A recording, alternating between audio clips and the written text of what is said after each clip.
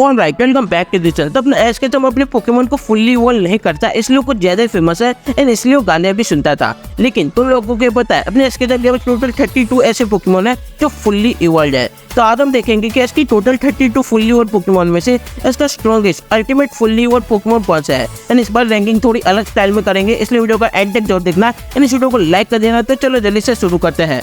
तो मैं इसके सभी फुल्ली इवॉल्व पोकेमोन को कैटेगरी वाइज रैंक करूंगा, लेकिन वो कैटेगरीज कौन सी होगी जानने से पहले इसके पास कौन कौन से फुल्ली इवॉल्व पोकेमोन थे वो जान लेते हैं। तो कार्टू रीजन में इसके पास किंगलर, मॉक, चारियट, पिजोट जिसको इसने रिलीज कर दिया था, बटरफ्री इसको भी इसने रिलीज कर दिया था एंड प्राइमिप इसको भी इसने रिलीज कर दिया था। यहाँ पे इसके रिलीज पोकेमोन भी इंक्लूड हो गए। उसके बाद जोटो रीजन में डॉनफेन, नॉकटाउल एंड बिडरल जिसको इसने एक भी बार यूज नहीं किया था। उसके बाद धोइन रीजन से था स्वेलो, सेप्टाइल एंड ग्लेली। उसके बाद सीनो रीजन में स्टारेप्टर, टॉर्टेरा, एंफोनेप एंड ग्लाइस्कोर। उसके बाद यूनो रीजन से एन्फिजन, लिवेनिया एंड क्रोकोडाइल, ये तीनों पोकेमोन थे।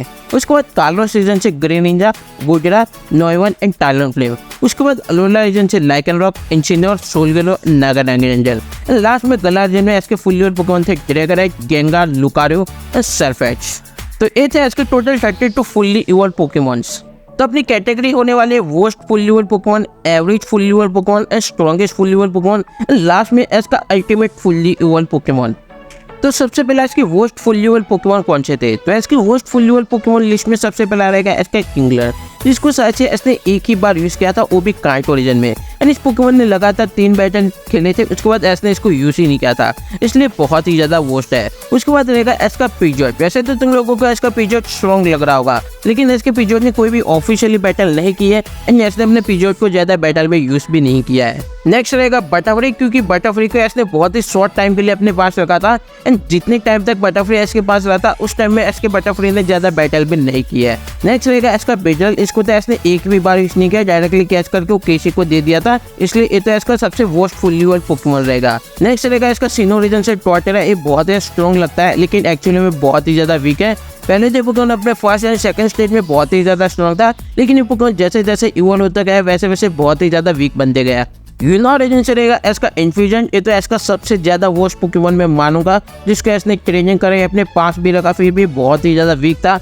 अपने सामने वाले अपोनेंट के सामने टाइप एडवांटेज लगते हुए भी पोकेमोन हार जाता था। नेक्स्ट यहाँ पे लिवेनी रहेगी। वैसे लिवेनी मुझे स्ट्रॉन्ग लगता था, लेकिन लिवेनी इतना ज्यादा स्ट्रॉन्ग नहीं है, बिकॉज लिवेनी को इसने अपने पास ज्यादा रखा ही नहीं है, इस वजह से इसका लिवेनी भी बहुत ही ज्यादा वीक है।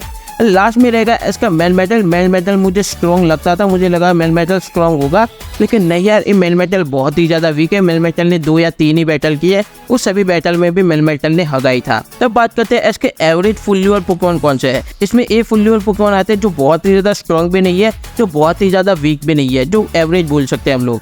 तो इसमें सबसे पहला रहेगा इसका मक। वैसे तो इसने मक को भी ज्यादा यूज नहीं किया है, लेकिन इसने मक को जो बैटल में यूज किया है उस सभी बैटल में मक ने एकदम खतरनाक परफॉर्मेंस दिया है, इसलिए मक बहुत ही ज्यादा स्ट्रॉन्ग है, लेकिन इसको हम लोग एवरेज रख सकते हैं। नेक्स्ट रहेगा प्राइमेप। वैसे तो प्राइमेप इसकी बात नहीं मानता था, लेकिन एक बॉक्सिंग कंपटीशन होती है एंड पूरी की पूरी बॉक्सिंग कंपटीशन में ऐसे अपने प्राइमेप को ही चूज करता है। लेकिन जैसे इस पोकेमोन ने अपनी पावर दिखाना चालू किया तो इसने इसको रिलीज ही कर दिया, वरना ये पोकेमोन बहुत ही स्ट्रॉन्ग साबित हो सकता था, लेकिन अब हम इसको एवरेज की लिस्ट में रखेंगे।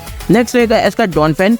वैसे इसको बहुत ही लेटली मिला था जोटो रीजन में, एक एग में जो था एक फैन पी पोकेमोन, एंड ये पोकेमोन होल रीजन में डॉनफेन में इवॉल्व होता है, लेकिन एक्चुअल में फैन पी स्टेज में भी बहुत ही ज्यादा स्ट्रॉन्ग था एंड डॉनफेन स्टेज में भी इस पोकेमोन ने अपनी पावर दिखाई है। लेकिन मैं बोलूँ तो इसने इस पोकेमोन को ज्यादा यूज ही नहीं किया, इसलिए मैं इस पोकेमोन को एवरेज की लिस्ट में रखूंगा। अब जोटो रीजन से नेक्स्ट रहेगा इसका नॉकटाउल पोकेमोन। वैसे पोकेमोन को मैं स्ट्रॉन्ग भी बोल सकता हूँ, लेकिन इस पोकेमोन को उस लेवल का स्ट्रॉन्ग नहीं बोल सकता, क्योंकि इसके नॉकटाउल ने वैसा भी कुछ बड़ा कमाल है, कुछ बड़ा धमाल भी नहीं किया कि हम लोग इसको बहुत ही ज्यादा स्ट्रॉन्ग बोल सकते हैं। अब होइन रीजन से रहेगा इसका ग्लेली, क्योंकि ग्लेली को इसने बहुत ही लेट कैच किया था स्नोरन स्टेज में एंड उसको फिर इसने ग्लेली में इवॉल्व किया था एंड ग्लेली में इवॉल्व करने के बाद इसने ग्लेली को 2-4 बैटल ही कराई। उसके बाद इसने ग्लेली को प्रोफेसर ओक के पास रख दिया एंड उसके बाद तो इसने ग्लेली को ज्यादा यूज ही नहीं किया। शिनो रीजन से इसकी एवरेज पोकेमोन की लिस्ट में रहेगा इसका ग्लाइस्कोर। वैसे इसने बीच में ग्लाइस्कोर को किसी बंदे को दे दिया था, जिस वजह से इसका ग्लाइस्कोर वहाँ पे ट्रेनिंग कर सके और उसके बाद इसका ग्लाइस्कोर ट्रेनिंग करने के बाद बहुत ही ज्यादा स्ट्रॉन्ग बन गया था। लेकिन एक्चुअली में सच बोलूँ तो हम लोगों ने इसके ग्लाइस्कोर की इतनी ज्यादा भी खास पावर नहीं देखी है एंड वहाँ पे पोल वर्सेस इसकी बैटल में तो ग्लाइस्कोर ने डबल मचा के रख ही दिया था इसलिए मैं इसकी ग्लाइस्कोर को एक एवरेज पोकेमॉन बोल सकता हूँ। यूनोवा रीजन में इसके पास कोई भी एवरेज पोकेमॉन नहीं था। यूनोवा रीजन में इसके पास सभी वर्स्ट पोकेमॉन ही थे। तो बात करते हैं डायरेक्टली कालोस रीजन से। तो कालोस रीजन में इसका एवरेज पोकेमॉन रहेगा इसका नॉयवन पोकेमॉन, क्योंकि इसने अपने नॉयवन को कोई भी ऑफिशियली बैटल नहीं करवाई है, लेकिन इसका नॉयवन बहुत ही ज़्यादा स्ट्रॉन्ग है। लेकिन इसने अपने नॉयवन को कोई भी ऑफिशियली बैटल नहीं करवाई है एंड कोई भी स्ट्रॉन्ग बैटल भी नहीं करवाई है। और नेक्स्ट रहेगा टायलनफ्लेम। टायलनफ्लेम सच में बोलूँ ना तो ये मुझे बहुत ही ज़्यादा पसंद है इसकी कालोस की पोकेमॉन की लिस्ट में, क्योंकि तुम लोगों को सीन पता ही होगा जहाँ पे टायलनफ्लेम एस को बचाने के लिए फुल इवॉल्व हुआ था, वहाँ पे टायलनफ्लेम ने मेरा एंड सभी के सभी पोकेमॉन फैंस का दिल जीत लिया था। लेकिन टायलनफ्लेम ने इतना कोई खास कारनामा भी नहीं किया, लेकिन इसको हम लोग इसका एक एवरेज पोकेमॉन बोल सकते हैं। चलेगा इसका इंजीनियर। हाँ, कुछ लोग मुझे गालियाँ देंगे, लेकिन उससे पहले मेरी बात सुन लो। तो इसका इंजीनियर इतना ज़्यादा स्ट्रॉन्ग भी नहीं है एंड इतना ज़्यादा वीक भी नहीं है, इसी वजह से मैंने इसको एवरेज की लिस्ट में रखा है।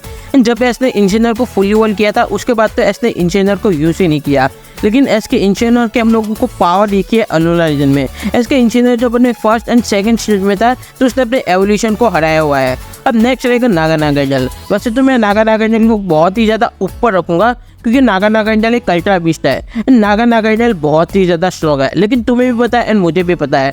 इसने नागा नागाजल को कैच किया, उसके बाद नागा नागाजल का एक अलग यूनिवर्स है, तो इसने नागा नागाजल को वहीं बेच दिया। एंड फिर लास्ट में नागा नागाजल से इसने एक ही बैटल की थी, इस वजह से मैं इसके नागा नागाजल को एवरेज बोलूँगा। वरना नागा नागाजल इसके पास अलोला रीजन में रहता तो बहुत ही ज़्यादा स्ट्रॉन्ग होता गई। गला रीजन से इसका एवरेज पोकेमॉन रहेगा इसका गेंगर। वैसे तो तुम लोगों को इसका इतिहास पता ही है, जो ट्रेनर अपने पोकेमॉन को रिलीज कर देता है उसके बाद वो पोकेमॉन को कैच कर लेता है, उसके बाद वो पोकेमॉन बहुत ही ज़्यादा स्ट्रॉन्ग बन जाता है। लेकिन यहाँ पे गेंगर का ऐसा बिल्कुल नहीं था। गेंगर के हम लोगों को स्टार्टिंग में पावर देखें, लेकिन बीच में फिर गेंगर बहुत ही ज़्यादा वीक बन गया था। लेकिन फिर उसके बाद इसके गेंगर को मिला जिगांटामैक्स एंड फिर इसका गेंगर तो जिगांटामैक्स होने के बाद बहुत ही ज़्यादा स्ट्रॉन्ग बन गया है। लेकिन फिर भी मैं इसके गेंगर को एक एवरेज पोकेमॉन ही बोलूँगा। अब इसके स्ट्रॉन्गेस्ट पोकेमॉन की लिस्ट में कौन सा पोकेमॉन आता है? स्ट्रॉन्गेस्ट पोकेमॉन वो पोकेमॉन होते हैं जो ना एवरेज है ना वीक है। ये पोकेमॉन स्ट्रॉन्ग है लेकिन अल्टीमेट तबाहीदार नहीं है, लेकिन ये पोकेमॉन बहुत ही ज़्यादा स्ट्रॉन्ग है। तो इसकी स्ट्रॉन्गेस्ट पोकेमॉन की लिस्ट में सबसे पहला रहेगा इसका स्वेलो, क्योंकि यार तुम लोगों को पता ही है इसका स्वेलो बहुत ही ज़्यादा स्ट्रॉन्ग है। प्लस उस थंडर स्वेलो वाला तो तुम लोगों को मूवमेंट पता ही होगा। Swallow Pokemon electric type Pokemon से बहुत ही ज़्यादा वीक रहता है, लेकिन उसने अपने अंदर ही इलेक्ट्रिक पावर ऑब्जर्व कर ली थी, इस वजह से इसका स्वेलो वहाँ पे बहुत ही ज़्यादा स्ट्रॉन्ग बन गया था। भाई इसके स्वेलो ने बहुत ही ज़्यादा तबाहीदार बैटल्स भी की है। एक सिन्हो रीजन से रहेगा इसका स्टारैप्टर। तो भाई स्टारैप्टर बहुत ही ज़्यादा स्ट्रॉन्ग था, तुम्हें भी पता है एंड मुझे भी पता है। ये पोकेमॉन जब अपने फर्स्ट टीम में था तो बहुत ही ज़्यादा क्यूट था एंड इतना ज़्यादा स्ट्रॉन्ग भी नहीं लगता था, लेकिन जब ये फुल्ली वर्ल्ड स्टारैप्टर में होता है तो बहुत ही ज़्यादा अल्टीमेट बन जाता है। ये पोकेमॉन फ्लाइंग टाइप होने के बावजूद एक फाइटिंग टाइप मूव भी सीखता है, वो इसका बहुत ही ज़्यादा स्ट्रॉन्ग था जो था क्लोज कॉम्बैट। अब यूना रीजन से इसका स्ट्रॉन्गेस्ट पोकेमॉन रहेगा इसका क्रोकोडाइल पोकेमॉन। तो तुम लोगों को पता ही है इसकी क्रोकोडाइल को हम लोग वर्स्ट भी नहीं बोल सकते, एवरेज भी नहीं बोल सकते, क्योंकि ये पोकेमॉन धमाकेदार है। एंड अगर ऐसा अपने क्रोकोडाइल को यूना रीजन की लीग में ले जाता तो ऐसा 100% गारंटेड के साथ यूना रीजन की लीग जीत सकता था, लेकिन इसका क्रोकोडाइल सुपर एंड अल्टीमेट नहीं था। अब कालोस रीजन से इसका स्ट्रॉन्गेस्ट पोकेमॉन रहेगा इसका गुडरा पोकेमॉन। तो भाई गुडरा भी वर्स्ट भी नहीं था, एवरेज भी नहीं था। एंड तुम लोगों को पता है ऐसा बोला भी जाता है कि इसके सभी के सभी पोकेमॉन में से इसकी गुडरा का विन परसेंटेज सबसे ज़्यादा है, क्योंकि इसके गुडरा ने अभी तक एक ही बैटल हारी है। एंड इसका गुडरा एक सूडो लेजेंडरी पोकेमॉन भी है। एंड सूडो लेजेंडरी पोकेमॉन कितने ज़्यादा स्ट्रॉन्ग एंड कितने ज़्यादा अल्टीमेट होते हैं वो हम लोगों को देखने की या पूछने की जरूरत नहीं है। नेक्स्ट इसकी स्ट्रॉन्गेस्ट पोकेमॉन की लिस्ट में रहेगा इसका लाइकन रॉक पोकेमॉन। तो इसके लाइकन रॉक का इतिहास तो तुम लोगों को पता ही है, ये वही पोकेमॉन है जिसने इसको सबसे पहली एंड बहुत ही ज़्यादा अल्टीमेट वाली ट्रॉफी जितवाई थी। यानी वही पोकेमॉन है जिसने इसको एक रीजन का चैंपियन बनाया था। एस बना था लाइकन रॉक की वजह से अलोला रीजन का चैंपियन। एंड तुम लोगों को पता ही है लाइकन रॉक कितना ज़्यादा खतरनाक था, लेकिन वो बैटल शायद से 3 वर्सेस 3 पोकेमॉन की बैटल थी, इसलिए ऑफकोर्स मैं इसके लाइकन रॉक को वीक तो कदाई नहीं बोलूँगा, लेकिन ये अल्टीमेट भी नहीं बोलूँगा। इसके लाइकन रॉक को हम लोग एक स्ट्रॉन्ग पोकेमॉन बोल सकते हैं, इसको कोई भी बैटल जितवा सकता है। अब गला रीजन से रहेगा इसका ड्रैगनाइट पोकेमॉन। वैसे तो इसने कई सारे ऐसे फुल लेवल को डायरेक्टली कैच किया है, लेकिन इसने ड्रैगनाइट को ऐसा कैच किया। भाई ड्रैगनाइट बहुत ही स्ट्रॉन्ग पोकेमॉन है, तुम लोगों को पता ही है। ड्रैगनाइट बहुत ही ज़्यादा रेयर भी है वाइल्ड में मिलना, एंड इस पोकेमॉन को अपने थर्ड स्टेज में कैच करना तो बहुत ही ज़्यादा हार्ड होता है। फिर भी इसने ड्रैगनाइट को कैच किया एंड वो ड्रैगनाइट वीक भी साबित नहीं हुआ, वो ड्रैगनाइट बहुत ही ज़्यादा अल्टीमेट भी साबित हुआ। एंड एस वर्सेस लियोन के बैटल में साथ से इसके ड्रैगनाइट ने 2 बैटल में धमाल मचाया था। इस वजह से इसका ड्रैगनाइट तो वीक भी नहीं है, वोस्ट भी नहीं है, एकदम स्ट्रॉन्ग है लेकिन एकदम अल्टीमेट नहीं है। एंड उसके बाद रहेगा इसका सरफेच पोकेमॉन। तो यार ये पोकेमॉन बहुत ही ज़्यादा कूल है, इसलिए मैं इसको वीक भी नहीं बोलूँगा, वोस्ट भी नहीं बोलूँगा। ये पोकेमॉन ऑफकोर्स बहुत ही ज़्यादा स्ट्रॉन्ग है। ये पोकेमॉन को फुल लेवल करना भी हार्ड है, तो उन लोगों को पता है 3 क्रिटिकल रीच करने पड़ते हैं। उसके बाद फारफेच से सरफेच में होता है जो एस के सरफेच ने किया था। सिंथिया के सामने तो एस के सरफेच ने क्या ही धमाल मचाया था, एकदम शॉकिंग वाली इस पोकेमॉन ने बैटल की हुई है। एंड एस वर्सेस लियोन के बैटल में भी एस के सरफेच ने कमाल किया था, इस वजह से इसका सरफेच भी बहुत ज़्यादा स्ट्रॉन्ग है। अब बात करते हैं इसकी अल्टीमेट पोकेमॉन की लिस्ट में। ये एस के वो पोकेमॉन होते हैं जो पोकेमॉन अगर एस के पास हुए तो एस को कोई भी नहीं हरा सकता, एस को कोई माइकल भी नहीं हरा सकता। एस किसी भी चैंपियन पोकेमॉन मास्टर किसी भी बाप या किसी के पास भी आ जाए, ये पोकेमॉन अगर एस के पास है तो एस कभी नहीं आ सकता है। ये है एस के अल्टीमेट पोकेमॉन की लिस्ट। तो सबसे पहला रहेगा इसका चार्याज। तो भाई इस पोकेमॉन की तो कोई तारीफ करने की मेरे को जरूरत नहीं है, तुम्हें भी पता है, मुझे भी पता है ये पोकेमॉन कितना तबाहीदार है। नेक्स्ट रहेगा इसका ग्रे निंजा पोकेमॉन। तो भाई ग्रे निंजा का बॉन्ड एवोल्यूशन भाई क्या खतरनाक नेक्स्ट लेवल का है। मुझे पता है गला रीजन में जब ग्रे निंजा रिटर्न हुआ था तो इसका बॉन्ड एवोल्यूशन पोकेमॉन कंपनी वालों ने निकाल दिया था, लेकिन विदाउट बॉन्ड एवोल्यूशन भी तुम लोगों को पता ही है ग्रे निंजा कितना नेक्स्ट लेवल का था। एंड बॉन्ड एवोल्यूशन वाला फॉर्म भले पोकेमॉन कंपनी वालों ने गला रीजन में निकाल दिया था, फिर भी हम लोगों के एस एंड ग्रे निंजा का बॉन्ड देखने को मिला था जो बहुत ही ज़्यादा नेक्स्ट लेवल का था। नेक्स्ट रहेगा इसका एंटफोनेप एंड इसकी ब्लेज एबिलिटी तो पोकेमॉन में बहुत ही ज़्यादा पॉपुलर है। फिर सभी फायर टाइप पोकेमॉन में भी इसके एंटफोनेप की ब्लेज एबिलिटी बहुत ही ज़्यादा पॉपुलर है, क्योंकि किसी भी फायर टाइप पोकेमॉन की ब्लेज एबिलिटी इसके एंटफोनेप जैसे बिल्कुल नहीं है। एंड इसका एंटफोनेप ब्लेज एबिलिटी में होने के बाद तो एकदम पागल ही बन जाता है। नेक्स्ट रहेगा इसका सेप्टेल। तो पोकेमॉन अपना 100% देता है तो इसका सेप्टेल अपना 1001% देता है, अपने फुल पावर लगा देता है सामने वालों को हराने में। एंड अगर इसका सेप्टेल कोई भी मुसीबत में भी फंस गया और सामने वाले के अटैक की वजह से, फिर भी इसके सेप्टेल को एनएस को पता है वहाँ से कैसे बाहर निकलना है, जैसे कि हम लोगों ने एस के सेप्टेल वर्सेस डार्कनाइट वाली बैटल में देखा था। इस वजह से इसका सेप्टेल भी बहुत ही ज़्यादा अल्टीमेट है। नेक्स्ट रहेगा इसका लुकारियो पोकेमॉन, इसका फर्स्ट एंड इक्वलता पोकेमॉन जो मेगा इवॉल्व है। एंड जब सिनो रीजन में हम लोगों को लुकारियो देखा था उसके बाद तो भाई पोकेमॉन फैंस बहुत ही ज़्यादा चाहते थे कि इसके पास एक लुकारियो पोकेमॉन तो होना ही चाहिए था। पोकेमॉन कंपनी उन्होंने लास्ट में पोकेमॉन फैंस की ये वाली ख्वाहिश पूरी कर दी थी। एंड इसको दे दिया था एक Lucario plus mega evolution.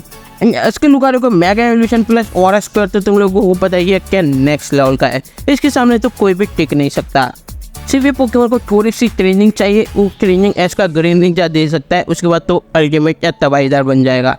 Last में रहेगा इसका सोलगेलू पोकेमॉन जो इसका फर्स्ट एंड इकलौता लेजेंडरी पोकेमॉन माना जाता है। मुझे पता नहीं इसने इसको पोकेमॉन में कैच किया था या नहीं कैच किया था, लेकिन इस पोकेमॉन को इसका एक ऑफिशियली कैच किया हुआ पोकेमॉन माना जाता है, क्योंकि यार सोलगेलू बहुत ही ज़्यादा स्ट्रॉन्ग है। इसने सोलगेलू को अपने फर्स्ट स्टेज कॉस्मोक से पाला है एंड इसने कॉस्मोक से इसको सोलगेलू में किया हुआ है, जिस वजह से सोलगेलू 99% इसका ही पोकेमॉन है। तो सोलगेलू इसकी हर एक बात में मानता था। एंड भाई एक बात तो तुम लोगों को पता ही है सोलगेलू क्या खतरनाक तरीके से इसको बचाता भी है अलोला रीजन में। तुम लोगों का क्या ओपिनियन है नीचे कमेंट करके जरूर बताना। एंड अपनी लिस्ट में नीचे कमेंट करके जरूर बताना।